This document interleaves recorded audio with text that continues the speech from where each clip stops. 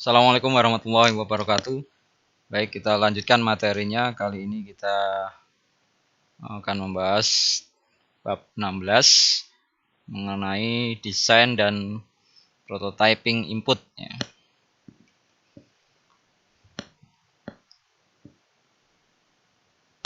Pada materi ini tujuan untuk mempelajari materi ini yaitu yang pertama mendefinisikan format dan media yang sesuai untuk input komputer. Kemudian menjelaskan perbedaan antara data capture, data entry, dan data input. Mengenali dan menggambarkan beberapa teknologi pengumpulan data yang otomatis. Menggunakan faktor manusia untuk mendesain input komputer. Mendesain kontrol internal dari input komputer. Memilih kontrol berbasis layar yang sesuai untuk atribut input yang akan muncul pada layar input GUI. Graphical User Interface ya. Kemudian ada yang terakhir dari tujuan mempelajari materi ini yaitu mendesain antarmuka input berbasis web. Jika sebelumnya kita sudah mempelajari mengenai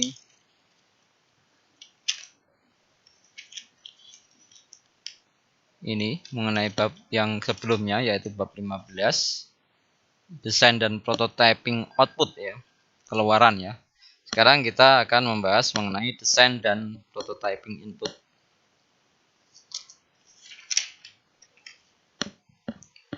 Ini blok dari materi keseluruhan pada bab 16 ini. Ketika kalian berpikir tentang input ya, mungkin kalian akan berpikir tentang peralatan input data ya. Seperti yang sering kalian gunakan yaitu keyboard dan mouse ya. Kan tetapi sebenarnya input itu bermula jauh sebelum data datang pada peralatan tersebut. Dan untuk menginput data ke dalam komputer yang sesungguhnya, analisis sistem harus mendesain dokumen sumber, screen input, dan metode serta prosedur untuk memasukkan data ke dalam komputer tersebut ya. Dari konsumen ke form ke step entry data ke komputer ya. Pertanyaan dasarnya apa perbedaan data capture dan data entry nanti itu ya. Ya, sebenarnya data itu disebut data yang data terjadi atau data itu terjadi biasanya ketika kejadian bisnis yang biasa disebut transaksi. Contoh-contohnya ada beberapa seperti ketika order, reservation, dan lain sebagainya. Kita harus menentukan kapan dan bagaimana suatu data itu akan terjadi. Yang dimaksud dengan data capture adalah identifikasi dan penambahan data baru. Kapan hal itu terjadi dengan sangat mudah? Data capture itu, identifikasi dan penambahan data baru ini, hal yang paling baik dilakukan adalah ketika menambah data secepat mungkin setelah data dihasilkan. Bagaimana jika terjadi hal yang berbeda? Sebenarnya kita dapat menggunakan yang namanya source dokumen atau dokumen sumber. Source dokumen adalah pada sebuah kertas khusus ini ya. Kita dapat menggunakan source dokumen yaitu sebuah form kertas khusus. Jadi source dokumen itu adalah form yang digunakan untuk menyimpan transaksi perusahaan, khususnya data-data yang ada pada transaksi tersebut. Sedangkan data entry itu adalah proses mengubah data menjadi format yang dapat dibaca oleh komputer.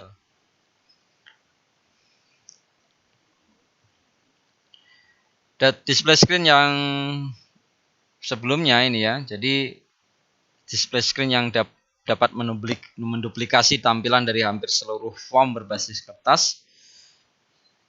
Ini semakin lama semakin menggantikan posisi form kertas. Kecenderungan ini diakselerasi dengan adanya e-commerce dan e-business berbasis web. Form perusahaan juga masih digunakan untuk source dokumen untuk data entry.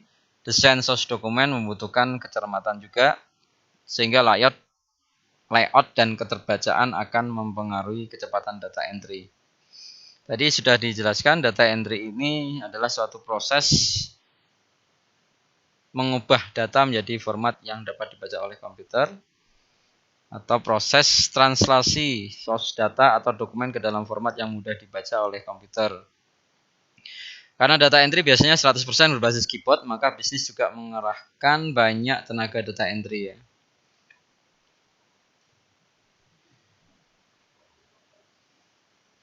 Ketika komputasi online menjadi kian umum, maka tanggung jawab data entry sekarang beralih langsung pada pengguna sistem sendiri. Perubahan lain telah terjadi juga ya. Kita harus berterima kasih pada PC dan internet ini ya, karena sekarang beberapa data entry beralih langsung ke konsumen itu sendiri, bukan dari pemilik ya, tapi dari pengguna. Pada semua kasus data entry menghasilkan input untuk pemrosesan data. Yang dinamakan pemrosesan data atau data processing ini adalah semua data atau semua proses yang terjadi pada data setelah dilakukan input dari sebuah form yang bisa dibaca oleh mesin. Ya. Data yang dimasukkan harus diproses, pemrosesan data namanya ini ya. Pada materi ini kita tidak akan membahas bagaimana data diubah menjadi output ya, karena ini input ya. Akan tetapi kita membahas timing pemrosesan input, kapan data akan diinput dan diproses. Ada istilah batch processing. Batch processing ini merupakan metode pemrosesan data di mana data tentang beberapa transaksi dikumpulkan ke dalam sebuah file tunggal lalu diproses.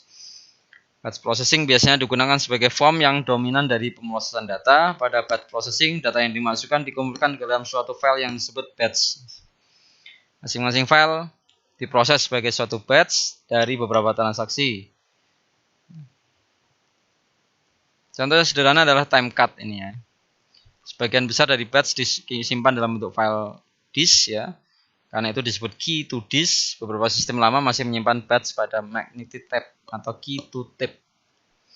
Sedangkan online processing ya akhir-akhir ini memang, namun tidak semuanya, sistem informasi sudah berubah menjadi online processing. Pada online processing ini merupakan metode pemrosesan data di mana data tentang transaksi tunggal diproses secara langsung atau segera. Pada online processing ini, data yang telah di-capture harus segera diproses. Awalnya data dimasukkan pada terminal, namun sekarang data yang sama diproses pada PC dan stasiun kerja untuk memanfaatkan kemampuan keduanya untuk melakukan beberapa validasi data dan editing sebelum dikirim ke server komputer. Untuk remote batch processing ini merupakan metode pemrosesan data di mana data dimasukkan secara online tetapi dikumpulkan sebagai suatu batch juga dan diproses di kemudian waktu atau pada saatnya. Karena remote ini ya.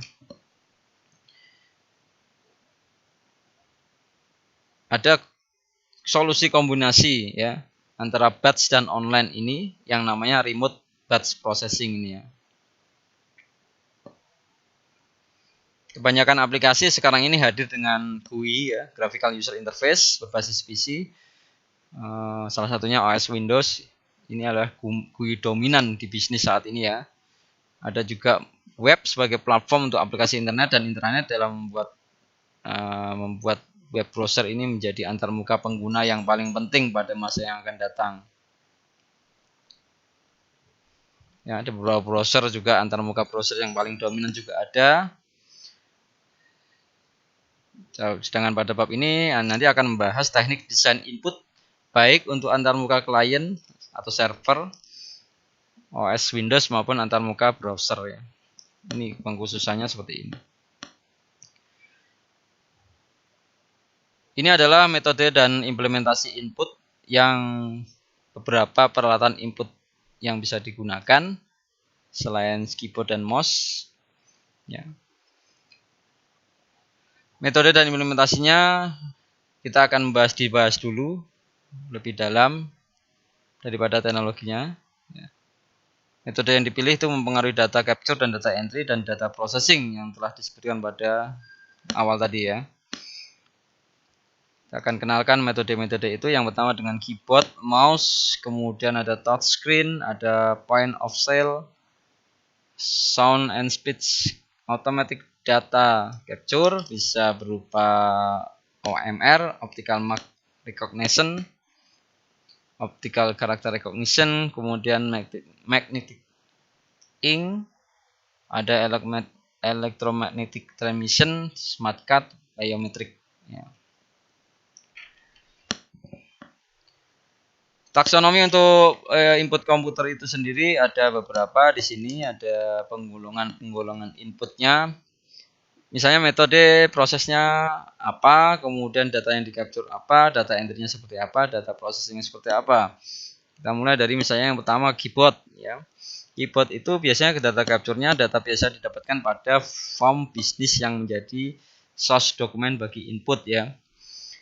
Data capture, data yang kita lihat. Oh, ini yang data yang harus kita masukkan, yang data harus kita lihat, yang harus data kita entry.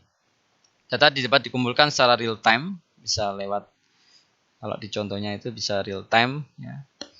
Sedangkan data entry-nya itu data dimasukkan dengan menggunakan keyboard. Ya. Jadi tadi data capture itu hanya ketika observasi sebuah form. Oh, ini di capture gitu ya. Ya. Semacam di capture di kita, kemudian diingat-ingat atau dihafalkan, lalu dilakukan proses data entry ya, dengan cara dimasukkan dengan menggunakan keyboard. Ini cara yang paling umum, tetapi yang paling mudah juga untuk terjadi error ya, tipe-tipe dan lain sebagainya. Untuk pemrosesan datanya, untuk cara yang lama, data dapat dikumpulkan ke dalam batch file disk untuk pemrosesan sebagai batch. Sedangkan cara yang terbaru, data diproses segera setelah data tersebut dimasukkan. Nah, ini tidak bisa menunggu. Jadi sekarang data langsung akan cepat diproses, tidak akan ditumpuk-tumpuk seperti itu. Jadi sebuah batch ya. Untuk mouse sama, data capture-nya sama. Kemudian entry-nya ini agak berbeda karena mouse ya. Mouse itu berfungsi sebagai peralatan penunjuk pada screen. Dapat juga dengan antarmuka pengguna grafis untuk meminimalkan error dengan pilihan point and click ya. Jadi kita bisa lakukan klik pada bagian-bagian tertentu yang sudah ditandai, yang sudah ditentukan. Itu meminimalkan isian pada sebuah form ketika dilakukan entry data dengan keyboard ya. Contoh misalnya untuk pengisian data apa ya, misalnya agama misalnya gitu ya, atau mungkin jenis kelamin, atau data agama aja ya, atau pendidikan ya, atau agama ya. Jadi ya daripada kita mengisi atau mengetik dengan keyboard input agama, mending kita sudah sediakan sebuah komponen yang memang kita tinggal pilih dengan menggunakan mouse, bisa dengan radio button atau drop down list gitu ya, tinggal pilih.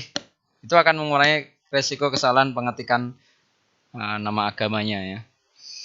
Untuk touchscreen di sini sama karena medianya layar ya.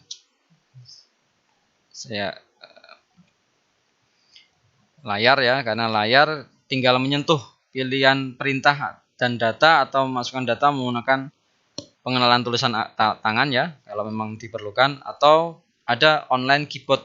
Di situ bisa kita yang online keyboard yang muncul ya di layar, kita bisa tunjuk-tunjuk dengan touchscreen, dengan layar, dengan tangan kita, jari kita di layar itu ya. Jadi keyboardnya ada di situ. Saya yakin Anda sudah melakukan itu ya di smartphone kalian, itu namanya kan touchscreen. Point of sale sama. Nanti untuk berikutnya, ini biasanya data yang sering langsung dimasukkan oleh pelanggan ATM ya, atau oleh karyawan secara langsung berinteraksi dengan pelanggan, misalnya kasir itu ya, sebuah supermarket atau mungkin yang lain ya. Sound dengan cara sound juga ada, data dimasukkan dengan menggunakan touch tone kalau dari telepon ya. Dan selalu ini agak ribet sendiri ya, karena suaranya harus sama ya. Suaranya harus sama. Untuk speech ini lebih yang sering banyak diteliti. Perintah dan diucapkan ini ya, data dan perintah diucapkan. Kemudian untuk optical mark ini menghilangkan kebutuhan data entry juga, sangat umum. Ini seperti kalau Anda masih ingat ketika ya mungkin apakah Anda menjalani atau tidak, atau mungkin ya tidak harus UMPTN atau tidak harus tes masuk perguruan tinggi. Tes-tes masuk yang lain sebelum menggunakan CPT, computer based test, kita menggunakan form, kita menggunakan kertas yang kita harus menghitam-hitamkan pada bagian-bagian tertentu. Nah, ini namanya optical mark ini ya. Kemudian untuk magnetic ink ini sendiri, ini membaca dari pita magnet ya. Ini cara cukup mahal karena kita harus butuh magnetiknya ya.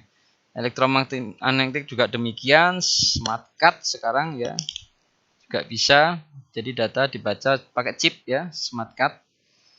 Datanya dibaca dari situ, kemudian biometrik ini kaitannya dengan sensor. Ya, sensor-sensor biometrik yang dilekatkan pada tubuh atau pada yang lain ya. Jadi karakteristik unik manusia ini yang jadikan data nanti biometrik ini ya. Mendeteksi detak jantung gitu ya, mendeteksi nadi dan lain sebagainya, tekanan darah dan lain sebagainya dengan cara menempelkan sensornya pada badan kita, kemudian itu jadikan data entry ya. Ini adalah contoh untuk barcode pada aplikasi Windows. Sekarang sudah ada QR code ya. Ini barcode seperti ini, QR code juga sama. Yang di beberapa di supermarket masih menggunakan barcode gitu ya. Jadi ada mesin barcode-nya, bisa disorot atau produknya yang diarahkan ke mesin barcode-nya nanti akan terbaca kodenya. Kemudian akan muncul nama barangnya, nama produknya disertai dengan harganya, nominalnya dan harganya. Keterangannya juga kalau diperlukan juga ada dan lain sebagainya ya, tergantung kebutuhan. Panduan-panduan untuk ini ya. Jadi ada beberapa panduan desain input. Panduan desain input. Ya, prinsip desain input ini ya. Dia ada karena input itu berasal dari pengguna sistem, maka human factor memainkan peranan yang sangat penting dalam desain input. Input itu harus dibuat sederhana mungkin dan didesain untuk mengurangi kemungkinan kesalahan pemasukan data. Kebutuhan pengguna sistem harus juga dipertimbangkan. Dengan demikian, pemikiran tersebut maka beberapa faktor manusia juga perlu dievaluasi. Jumlah data yang dimasukkan harus seminimal mungkin juga. Semakin banyak data yang dimasukkan, semakin besar potensi kesalahan input dan makin lama juga waktu yang diperlukan untuk menginput data. Jadi ada beberapa pertimbangan yang perlu dilakukan pada data yang akan di-capture sebagai input ya. Ini adalah prinsip-prinsipnya atau guideline-nya atau panduannya dalam mendesain sebuah input ya. Yang pertama, dapatkan hanya data variabel saja. Jadi capture-nya itu hanya data variabelnya saja ya. Yang berubah-ubah, data variabel itu namanya data yang berubah-ubah yang di capture. Jangan memasukkan data konstan ya. Jangan memasukkan data konstan. Ketika kita misalnya pada input sales order gitu ya. Kita akan membutuhkan namanya part number atau nomor produk gitu ya, atau nomor spare part dari seluruh bagian yang akan diproses. Tapi apakah kita perlu menginput part description-nya untuk bagian-bagian tersebut? Mestinya tidak perlu ya, karena part description atau deskripsi dari spare part itu akan disimpan dalam tabel database ya. Jadi kita cukup menginput nomor spare part-nya aja kalau kita pada saat sales order ya. Ya sama ketika di supermarket itu kan bahkan sekarang bahkan sudah menggunakan barcode ya. Tapi kalau misalnya belum, anggap aja ada supermarket yang harus mengetikkan kode yang tertera di produknya itu atau mungkin nama yang tertera di situ, nama produknya. Tentu saja dia hanya mengisi bagian itu saja ya, inputnya ya, hanya data variabelnya aja. Untuk deskripsinya ini apalagi spesifikasinya tidak perlu ya, hanya kata kuncinya aja di situ yang dimasukkan ya. Jadi baik yang permanen maupun yang semi permanen. Kemudian yang kedua, jangan mengcapture data yang dapat dikalkulasi atau dihitung dengan menggunakan program komputer ya. Seperti jika Anda menginput ini jumlah yang diorder dan harganya.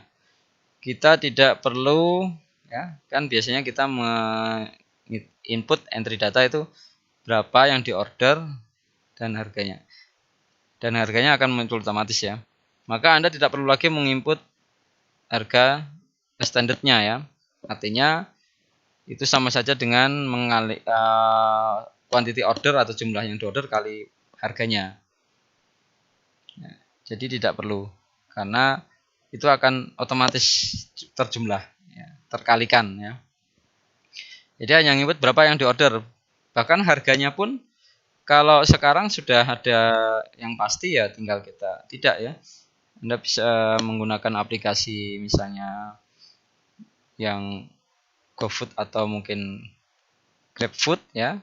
Tinggal Anda entity-nya berapa, jumlahnya, kuantitinya berapa yang dipesan dari produk itu, harganya sih sudah pasti fix ya. Nah, tidak perlu lagi Anda input lagi untuk jumlah yang harus dibayar, karena itu akan otomatis. Ya, ini maksudnya dari panduan itu ya. Jadi tidak perlu mengcapture data yang sudah dikalkulasi, yang dapat dikalkulasi atau dihitung. Yang terakhir, gunakan kode untuk atribut yang tepat. Maksudnya kode itu telah diperkenalkan pada bagian awal. Kode dapat diterjemahkan pada program komputer dengan menggunakan tabel. Jadi ada beberapa kode-kode yang memang khusus untuk atribut-atribut ya.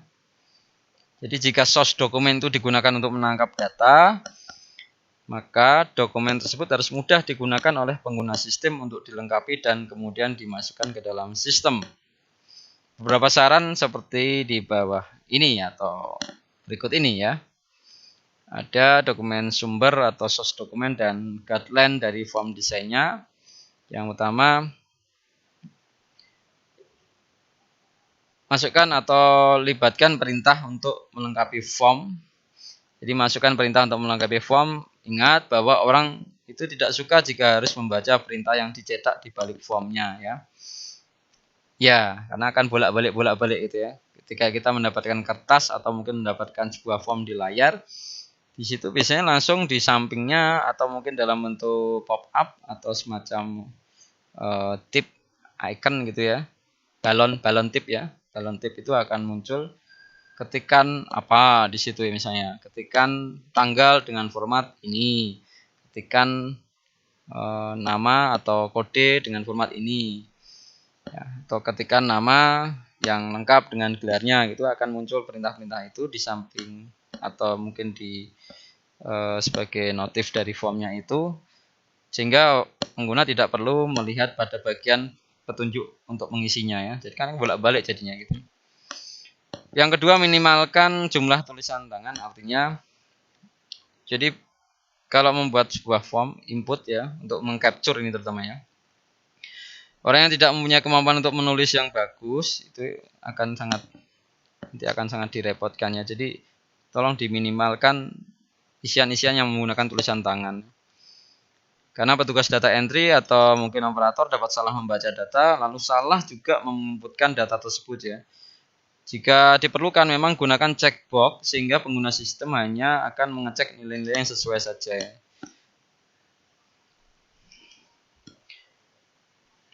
2, 3, 4 ya. Kemudian yang ketiga, ini ada data yang dimasukkan itu harus diurutkan terlebih dahulu sehingga harus dibaca seperti buku. Dari atas ke bawah dan dari kiri ke kanan, dari atas ke bawah atau dari kiri ke kanan. Umumnya begitu ya. Nanti akan ada contoh good design, good flow, dan bad flow nanti ya.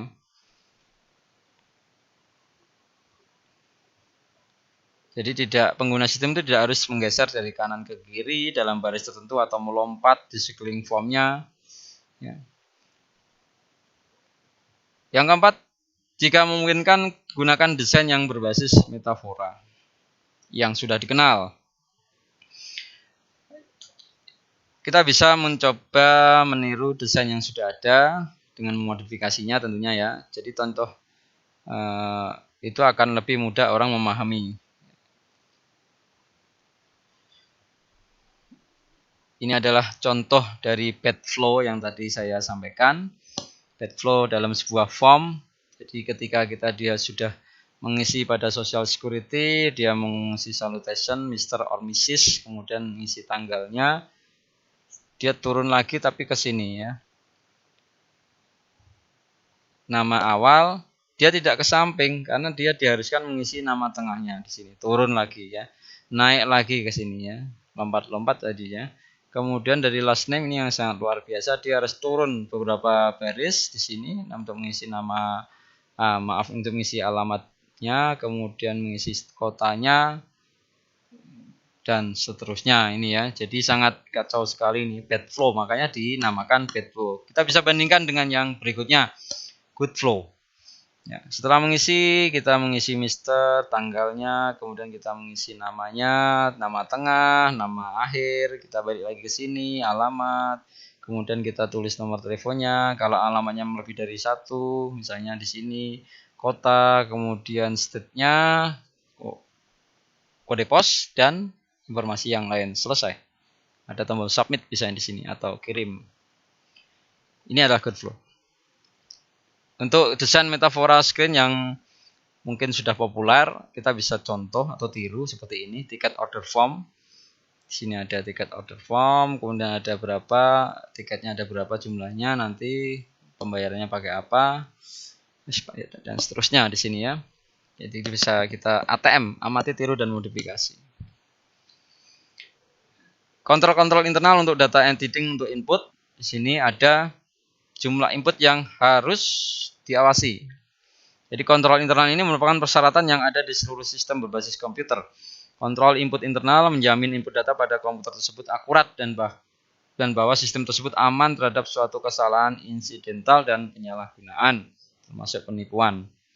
Ini adalah petunjuk kontrol yang dianjurkan, yaitu yang pertama, jumlah input harus selalu diawasi. Sebenarnya ini digunakan khususnya untuk metode batch ya, karena bisa jadi source dokumen salah letak, hilang, atau mungkin terlewat.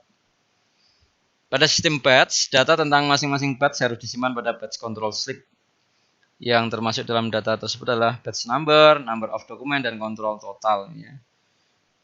Jadi, misalnya jumlah total dari baris item pada dokumen. Jumlah total tersebut dapat dibandingkan dengan total output pada laporan setelah proses selesai dikerjakan. Jika jumlah total tersebut tidak sama, penyebabnya harus ditemukan. Pada sistem batch, kontrol alternatif harus berupa one for one check.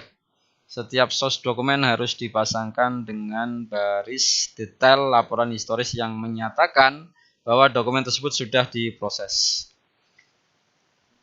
Kontrol check tersebut diperlukan hanya ketika total batch control tidak sesuai.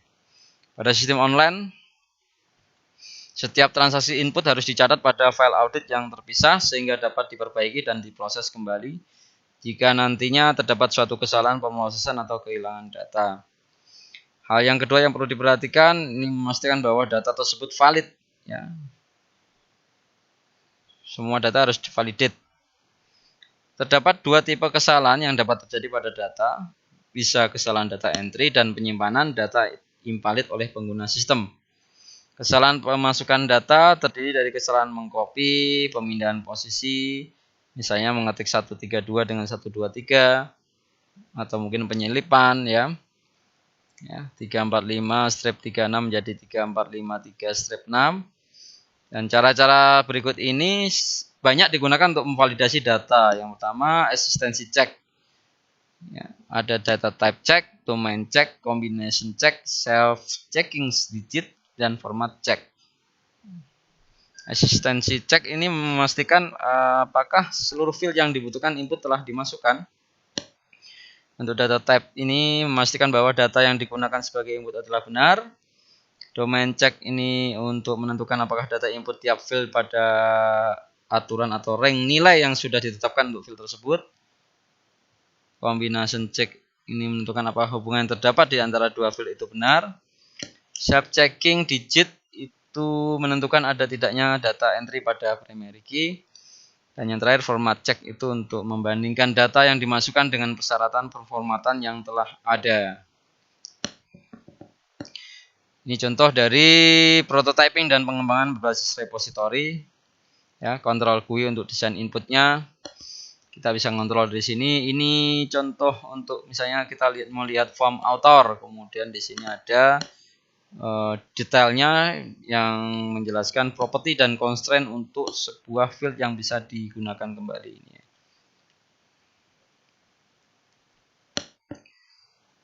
Beberapa kontrol GUI yang umum ya, baik Windows dan web. Ini ada ya, Anda mungkin juga sering menggunakan atau sering menambahkan, membuat juga ya. Yang sering pasti ini ada text box untuk isian data gitu ya.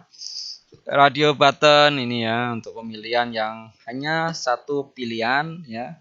Biasanya digunakan untuk pilihan-pilihan yang memang hanya satu pilihannya, jenis kelamin, agama dan lain sebagainya. Checkbox ini seperti ini, pemilihan yang bisa tidak memilih atau memilih semuanya atau memilih beberapa atau memilih satu saja, ini ya checkbox. Hobi misalnya gitu ya, di sini ada bisa pilihannya, bisa semua hobi dipilih salah satu atau bahkan tidak ada satupun hobi di situ ya. Itu sifat dari checkbox, berbeda dengan radio button.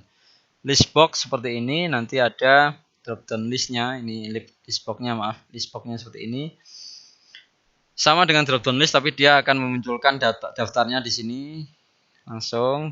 Kalau ini drop down list ini ya. Dia klik dulu, nanti baru muncul datanya. Combination box ini, combo box maksudnya ini ya. Combo box sama seperti ini, drop down list ya. Kita bisa mengetikkan pilihannya. Spin box untuk ini naik turun angka atau level atau mungkin ya hitungan ya. Misalnya untuk order berapa, 1 di plus diklik nanti 2, 3 dan seterusnya. Oh, ternyata hanya 2, turun lagi seperti ini. Dan ini tombol button ya, umum, semuanya umum yang untuk desktop atau berbasis form Windows. Ini ada keterangannya tadi yang sudah saya sampaikan ya. Jadi text box itu ketika nilai data inputnya itu tidak terbatas. Radio button, checkbox, textbox dan seterusnya tadi sudah saya jelaskan. Ini kontrol yang lebih advance. Di sini ada beberapa pilihan tidak seperti yang tadi ya. Ada drop down kalender ya, ini ya.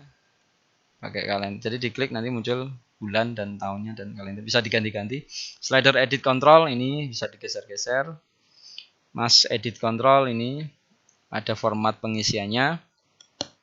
Seperti nomor telepon misalnya gitu ya, atau nomor induk ya, kependudukan dan lain sebagainya. Ellipsis control ini ya, titik 3 ini diklik nanti akan muncul kotak dialog besar misalnya untuk pengaturan-pengaturan yang seterusnya atau selengkapnya. Alternate numeric spinner ini ya, plus sama dengan spinner tapi ini modelnya plus dan minus, bukan atas bawah tadi. Checklist box ini ya, ada checkbox yang dalam bentuk daftar ya, jadi checklist ya, kotak checklist. Diklik dipilih. Dan yang terakhir ada check tree box, ada kotak dengan model check yang berbentuk tree. Drop down kalender seperti ini tadi ya, sama seperti ini sudah dipraktekkan ya tadi ya. Untuk alat otomasi untuk desain dan prototyping input itu apa yang bisa kita gunakan? Jadi dulu itu kita menggunakan yang namanya record layout chart dan display layout chart. Ini pendekatan yang sudah tidak digunakan lagi sebenarnya. Jadi sangat membosankan prosesnya soalnya. Karena tidak kondusif dengan strategi pengembangan aplikasi cepat dan prototyping yang saat ini lebih disukai. Ya. Jadi analis itu pada saat itu hanya membuat sketsa kasar dari input untuk mendapatkan gambaran mengenai tampilan output yang diinginkan oleh pengguna sistem atau bagaimana batch record akan dibuat. Ya, sekarang kita menuju ke peralatan yang otomatis, yang tool yang baru sekarang ya. Jadi meskipun ada beberapa tool yang lain, ini sekali masih disebut Microsoft Access, ini sebenarnya tidak cukup powerful untuk mengembangkan sebagian besar aplikasi level perusahaan ya. Tapi nanti kita akan tahu bahwa banyak desainer yang menggunakan Access untuk prototyping aplikasi tersebut. Dan ada Case Tool, ada Visual Basic, ada Excel, ada Visio ya. Ini untuk desainnya saja lah ya, desain inputnya saja.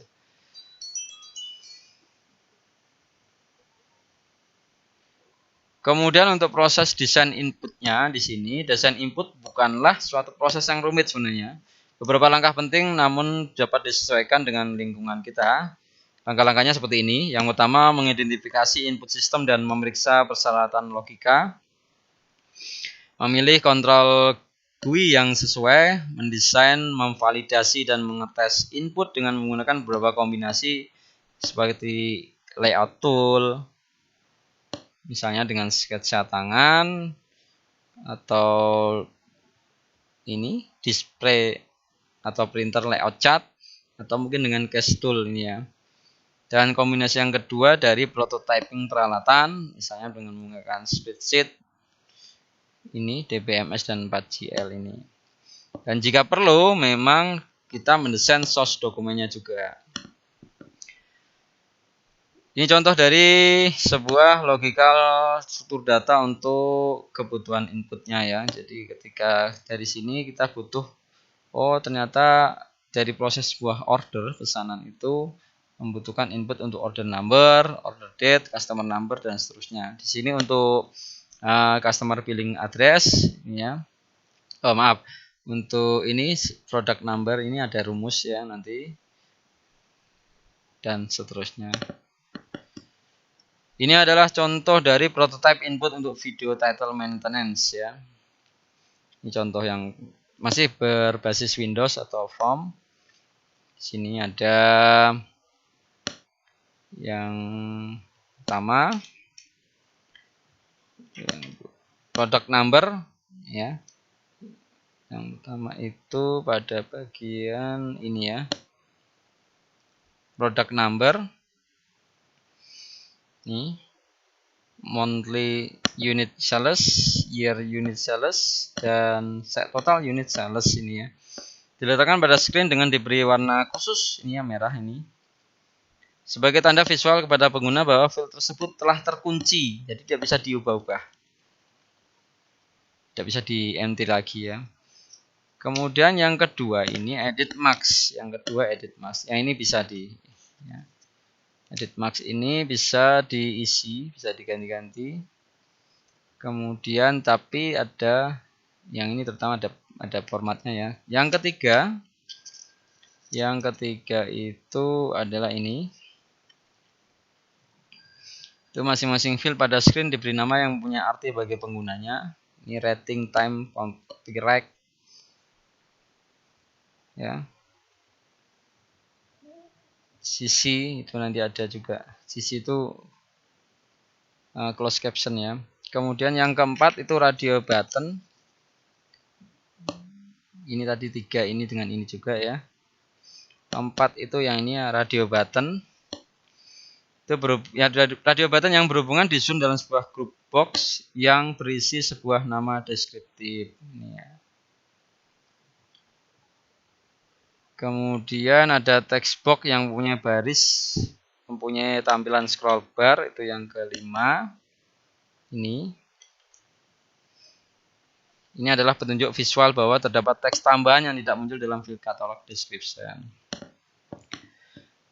Ini adalah contoh prototype input untuk order member ya, member order atau pesanan dari members. Ya, untuk member order di sini. Kemudian ada juga input prototype input untuk members yang shopping ya, untuk belanja. Bisa Anda perhatikan ini untuk shopping chat tapi web, versi web ya. Sini ada deskripsinya, kemudian mau beli yang mana, DVD, VHS, atau mungkin CD soundtrack atau order.